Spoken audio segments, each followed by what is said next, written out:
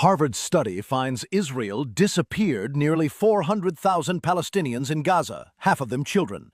The study uses data-driven analysis and spatial mapping to highlight a severe decline in Gaza's population due to Israel's indiscriminate attacks and siege. You either believe the Harvard study or not, but one thing's for sure: when the dust settles and the truth becomes clear, how will any of us tell our children and grandchildren that we sat idling while a Holocaust occurred right before our eyes?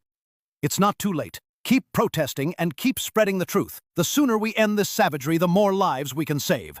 Israel will pay the price. Finally, some numbers that make sense. Finally, Harvard saying that Israel has killed nearly 500,000 Palestinians in the Gaza Strip. This new study from Harvard confirmed what we have been screaming out into the deaf world for the past 20 months. This is a Holocaust and it needs to stop, and it's still happening and ongoing.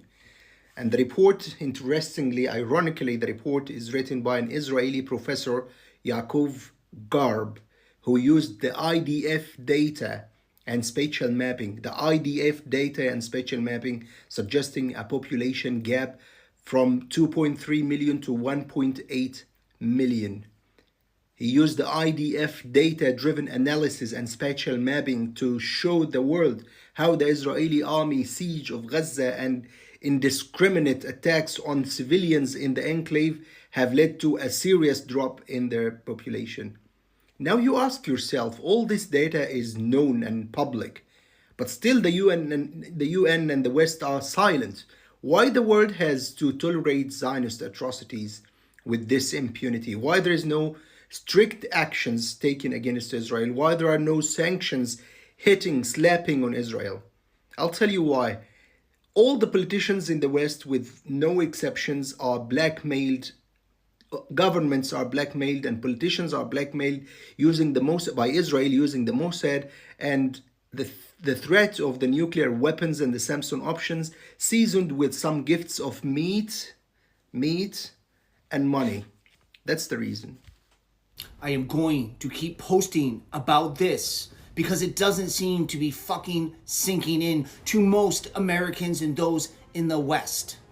The mainstream media count of 60,000 has always been bullshit, and most of us know this. We knew it was closer to 500,000 Palestinians, mostly children, that have been disappeared in Gaza since October 7. That is almost a quarter of the entire population, mostly children again. Here's another article so you can see it's not just sourced in one place. And this is a Harvard study, which I'm sure MAGAs and white supremacists will say is nonsense. But the rest of the world, it's legitimate, and we know this to be true.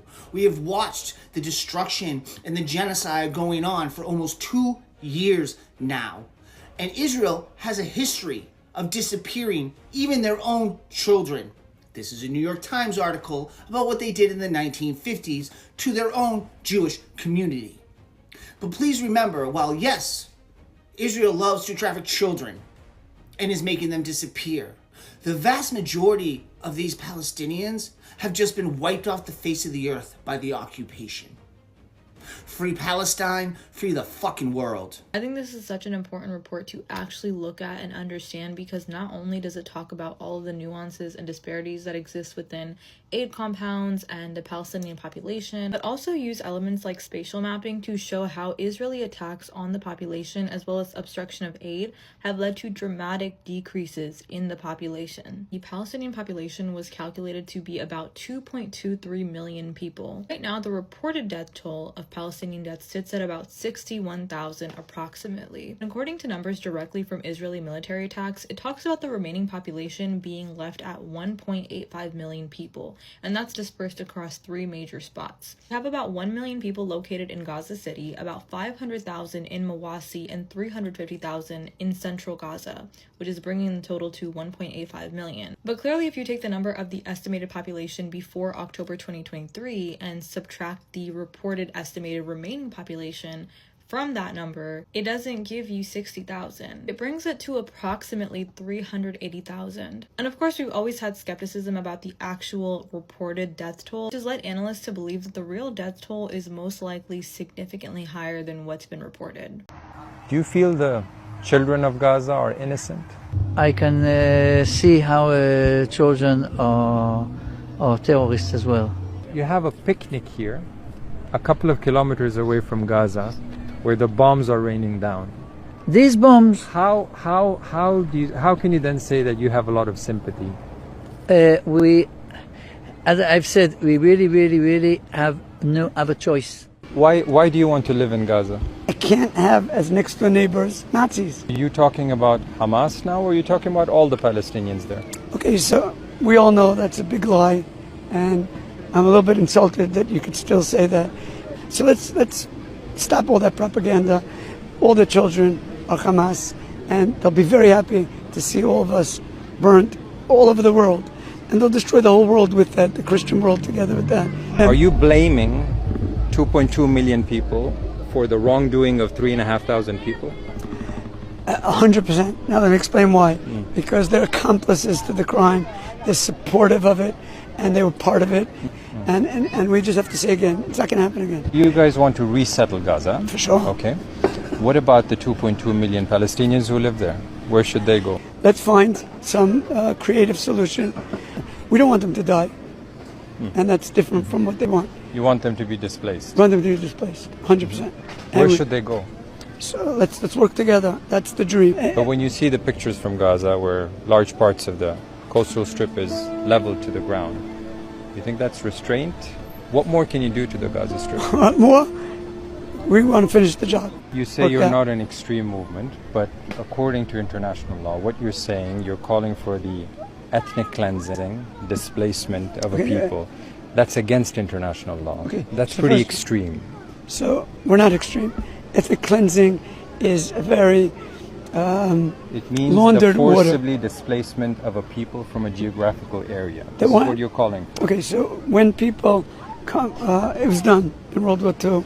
It was done many times and brought peace to the world. You live in the occupied West Bank right now in a settlement which is built on private Palestinian land. No, According to international law, that's private Palestinian land. I don't agree. You don't agree?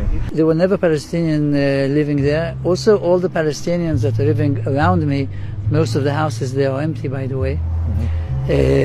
But that's partly because some of the settlers have attacked Palestinians. Nah. There are videos, Chaim, you know this. There are videos of settlers attacking Palestinian homes, burning them, burning their cars, threatening them, shooting at them. So how can a Palestinian family stay in a situation like this? And we're not talking about inside Israel. We're talking about in the West Bank, which, according to international law, belongs to the Palestinians.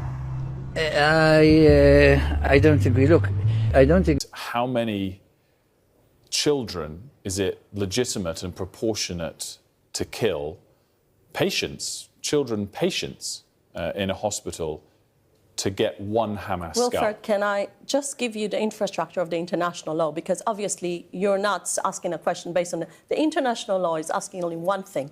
When you're targeting a target, is that a military legitimate target? First question. Second, what's the ratio between terrorists and people that are combat and non-combat? And That's my question. the international and Israel's rate is 1 to 1. I mean, law is obviously hugely relevant to this, but it just comes back to a question of proportionality. You know, the start. We are operating according to the proportionality. And obviously, some numbers would dispute whether it's to 1 to 1. But again, I don't even need to go into that. I can go to the testimony of Dr. Victoria Rose, who's a London-based NHS surgeon. She was on her third trip to Gaza and documented what happened very closely for us. And she said, I felt at times this was so barbaric what was going on in terms of the numbers of children coming through the doors with bits of their bodies blown off that it had to be displayed. I felt a duty to share what I was seeing. This is actually really happening. So, you know, the testimony that Victoria Rose brought us, the testimony that Dr. Tom Patoka brought us, is that there are more innocent children, let alone adults, at this stage in the conflict that are dying per Hamas scalp that you see. But you need to remember, we never targeted the children. It's Hamas that needs to be blamed. And I'm not going to defend Hamas. I'm not going to defend Hamas. Not, but they need to blame Hamas for creating this reality for the Palestinian people in Gaza. We can both agree resoundingly about that. But you are the one now pulling the trigger. And we are a long way into this conflict where the numbers of Hamas scalps you get per innocent person, particularly children, that are killed as collateral damage, is vastly reduced. And it does raise the question of proportionality. I want to go back now to the fact that the Iran war will bring us to a ceasefire. We still have 20 hostages alive in Gaza. Okay. Hamas must release them, and we still have bodies they're holding from people that were kidnapped at the 7th of October, and people were dying in captivity, and they need to release them. So we are asking very simple requests from the international community. Pressure Hamas to release our hostages, and we will have a better condition to get to a ceasefire. We agreed to the Witkoff plan. We agreed to any framework the Americans offered to have a ceasefire in Gaza. We are not interested in wars. How would you characterize what is happening in Gaza at the moment? It's genocide. And it's genocide because America is a hypocritical nation. Talks about human rights and everything else, but supports genocide by Israel by providing money, by providing weapons to Israel to kill Gazan people. America is as guilty of genocide as Israel. What is your view, therefore, of Benjamin Netanyahu? He's an animal. He doesn't think like human beings. He thinks that killing people is a solution to so-called safety of Israel. He should be in jail.